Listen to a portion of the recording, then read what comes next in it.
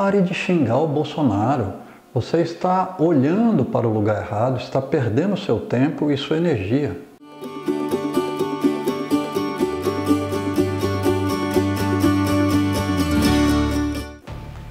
Bolsonaro é um marginal porque vive à margem da lei, é um sociopata perigoso. Há indícios claros de que ele e a família estão envolvidos com o crime organizado, é cúmplice na morte de quase 200 mil brasileiros, está em conluio com a indústria das armas, entre outras atrocidades.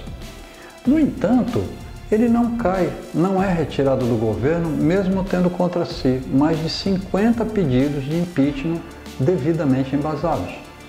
Então a pergunta é: Bolsonaro é o problema ou o problema é quem o mantém no governo?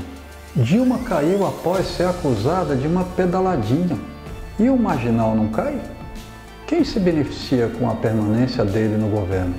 Quem ganha e o que ganha com ele no governo? A grande mídia, sócia dos bancos, atuando fortemente no mercado financeiro, na especulação e no endividamento do Estado brasileiro, ganha com Bolsonaro no governo? Sim, ganha rios de dinheiro sem produzir absolutamente nada. O grande capital comercial, as grandes redes como a Havan, do velho da Havan, estão ganhando com Bolsonaro, ganhando e muito com os ataques aos direitos trabalhistas que ampliaram muito os lucros das grandes redes varejistas. E os grandes donos do agronegócio e empresas que comercializam venenos e adubo para a agricultura, as produtoras de máquinas agrícolas, as grandes mineradoras e as grandes madeireiras, ganham com o governo Bolsonaro? Sim, estão ganhando horrores. Salários menores em função do desemprego e a redução de direitos trabalhistas, liberação do desmatamento para mineração e ampliação de pasto, liberação de invasão de terras indígenas para mineração, liberação de dezenas de novos venenos para uso no agronegócio, aumenta enormemente o lucro desses capitalistas. Bolsonaro transformou a vida desses setores em um paraíso.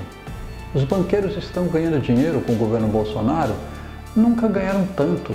Bolsonaro está repassando muito dinheiro para os bancos e facilitando o empossamento desse capital para uso futuro e a ampliação da especulação financeira.